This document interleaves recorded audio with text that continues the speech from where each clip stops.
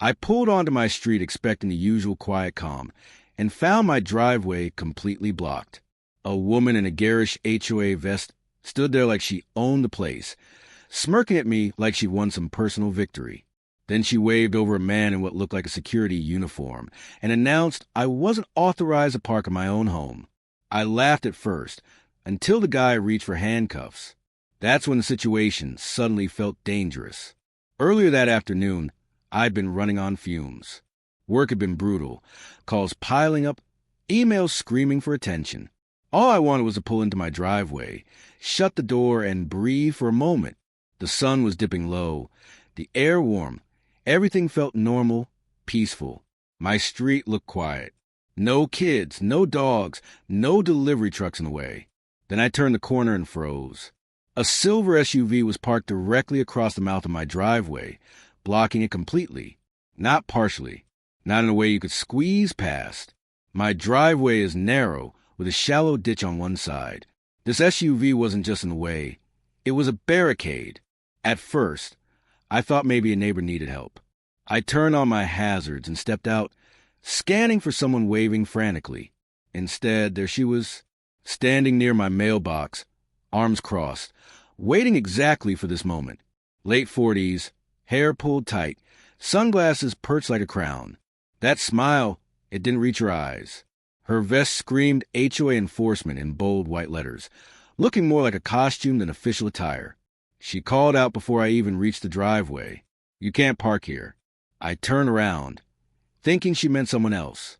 She pointed, stiff finger, at my own driveway. Restricted area. You need authorization to park in HOA control zones. My brain stalled. My driveway restricted? She stepped closer, chin raised. "We've had complaints about you parking at your own house." I tried to laugh it off to keep from losing my temper. She didn't. She didn't blink.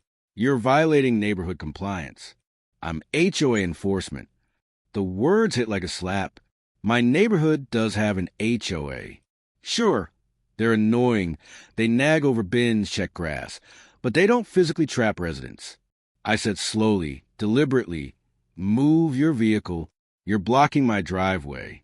That's illegal." Her smile sharpened. Not illegal when it's enforcement. That's when I noticed the SUV's cheap magnetic sign. HOA security, crooked letters like a last-minute craft project. I pulled out my phone. "I'm calling the police." She waved dismissively. "Go ahead. We have our own security. They'll handle it." A man stepped out from between parked cars across the street. Big, heavy-set, stiff posture. Black shirt with security in yellow, a carnival-style badge on a chain.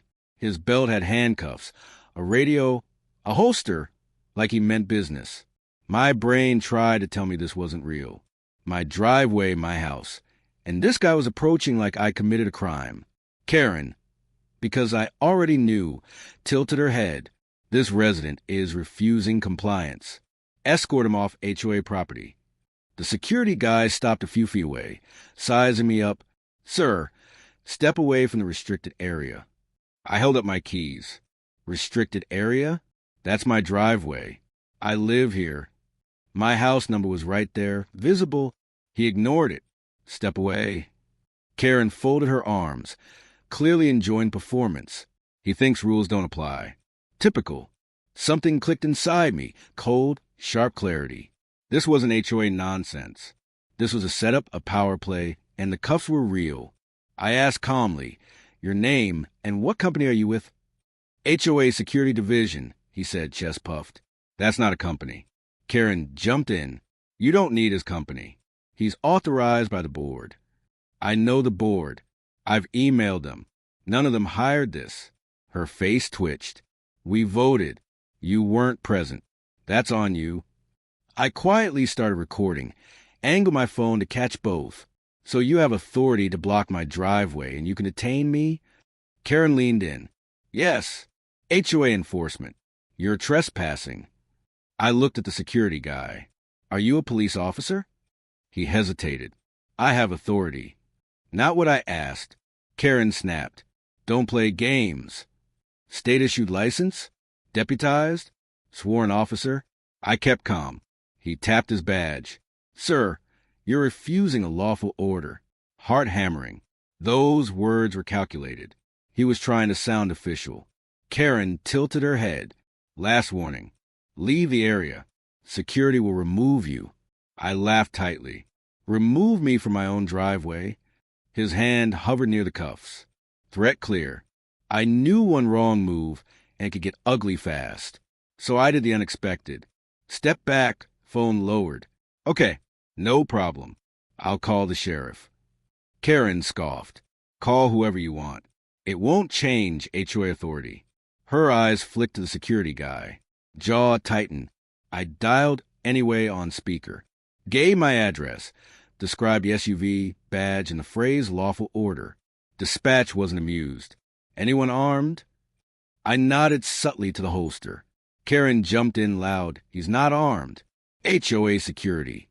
Dispatch snapped. Do not interfere with this call. Karen's face went pale. The security guy stepped back, unsure. Then Karen leaned toward my phone, calm and confident, like a trump card. Tell him we already have an officer on scene. I froze. An officer? She pointed to the security guy. Yes, HOA security officer. The man admitted. He swallowed hard, and I studied him closely. The badge, the posture, the rehearsed law enforcement language. In that instant, the story shifted in my head from petty HOA nonsense to something darker. Blocking my driveway was annoying. Threatening to detain me was insane. Claiming to be an officer? That was illegal. And the sirens growing louder in the distance told me Karen had just confessed on my recording without realizing it. The first sheriff's cruiser eased onto the street, slower than I expected. The deputy already assessing the scene. The red and blue lights didn't flash frantically. They pulsed with calm authority. When the colors reflected off the fake HOA magnet on the SUV, everything changed. Karen straightened her vest like she suddenly noticed how absurd it looked. The security officer took a step back, then another, putting as much space between us as possible. The deputy stepped out first, calm, older, hand resting near his belt. His eyes scanned my phone, the driveway, the SUV, Karen, and finally the man in black. What seems to be the problem? He asked, voice neutral but sharp. Karen rushed forward. Officer, thank goodness. This man is refusing HOA enforcement. We had to block the driveway because of violations. The deputy didn't react, only asked, Who blocked the driveway? Karen hesitated, pointing at the SUV. Authorized, she said finally. The deputy turned to the man in black. Is that your vehicle? He nodded, stiff. And you? The confidence that had filled his chest moments ago was now leaking. HOA security officer, he muttered. The deputy raised an eyebrow. Karen jumped in. Yes, he's our officer. He enforces HOA rules. The deputy held her gaze. Ma'am, do not answer for him. Then he looked back at the man. Are you a sworn law enforcement officer? The man swallowed hard. I have authority. That's not an answer, the deputy said, tone firm. Silence stretched. You could hear a sprinkler click 2 houses down. Finally, the man admitted, No, I'm private security. A second cruiser pulled in behind the first. Another deputy, younger, eyes fixed on the handcuffs, stepped out. The first deputy pointed at the belt. Why are you carrying restraints? For safety, the man muttered. Safety for whom? Karen laughed nervously. Officer, this is being blown out of proportion. He didn't detain anyone. I spoke up calmly. He threatened to, and he used the phrase lawful order. Both deputies eyed him again. The younger one asked, Did you tell this man you were an officer? No, sir, he said too quickly. Karen interjected sharply. I didn't say police officer. I said HOA security officer. The deputy turned slowly to her. Ma'am, you told dispatch you already had an officer on scene. Her face flushed. That's semantics, she snapped. No, it's not. The deputy gestured to the SUV. Move it now. The security guy scurried to the vehicle, the corner of the magnetic sign peeling and flapping uselessly as he obeyed. While he moved it, the deputy pulled me aside. Did they prevent you from accessing your property? Yes. Did they threaten arrest or detention? Yes. And claim authority they didn't have? I nodded, all on video. Karen's head snapped toward us. You're recording? I need to answer.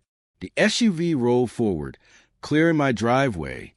The second deputy stepped closer to the security man. Turn around. He froze. Why? Investigation.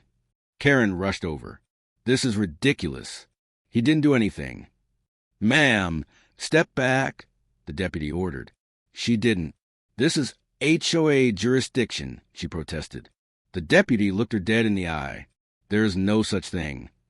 The man was cuffed gently but firmly. The metal clicked shut. His shoulders sagged under the weight of reality. Karen's voice went shrill. You can't arrest him. He works for us. The deputy remained calm. He impersonated an officer. Karen opened her mouth. No sound. And you, the deputy added, turning to her, may have aided him. Panic hit. She rattled off rules, authority, order. She pointed at me, trying to justify it. The deputies exchanged a glance. Ma'am, hand behind your back. Her laugh was hysterical. You're joking. The street fell frozen. Karen took step after step back. This is harassment, she yelled. Hands finally behind her. The cuffs closed. Her vest suddenly looked cheap. Fake. Just like everything else she claimed. As she was led to the cruiser, she looked at me, not smug, not angry, just scared. Wait, you don't understand why I did this. That was the first honest thing she said. Her voice cracked, thin and desperate. You don't understand why I did this. The deputy paused, door open, looked at her, then at me. Do you want to hear her out? Every instinct screamed no. 10 minutes ago, she trapped me in my own driveway. But curiosity won. I nodded. Cuffs stayed on. Karen took a shaky breath. This house used to be mine. It landed harder than I expected. She stared at my front door, a ghost of the past. I lived here 12 years, before divorce, before foreclosure. Her voice dropped. When I saw your car months ago, someone else living here, it made me sick. You changed nothing. Same paint, same lights, even the mailbox. The deputy raised an eyebrow. That doesn't give you the right. I know, she snapped and deflated. I know, but the HOA was the only power I had left. They listened to me, always. I finally spoke. So you blocked my driveway because you want control? Her eyes flicked to mine. Because I wanted him. She nodded at the security guy, sitting on the curb, to scare you, to make you leave, just for a moment. The security guy stared at her. You said this was official. She didn't look at him. I lied. The deputies didn't hesitate. The younger read her rights. The older reviewed my phone. Video, badge, phrases, authority claims. All pieces fitting into impersonation, false detention, obstruction. As Karen was placed in the cruiser, she cried quietly, defeated, before the door closed. She looked at me one last time. I never meant for it to go this far. I met her gaze. You did the moment you tried to take my freedom. The cruiser pulled away. The street breathed again. Birds, wind, neighbors pretending not to stare. The deputy handed back my phone. You did everything right. I watched my driveway, finally clear. As I pulled in, one thought hit harder than the fear ever did. Sometimes, the most dangerous thing is an authority. It's someone who's lost everything and pretends they still have it. If you enjoyed this story, hit subscribe. Every subscription motivates me to share more dramatic HOA stories. Don't forget the bell icon. Justice is coming in the next one.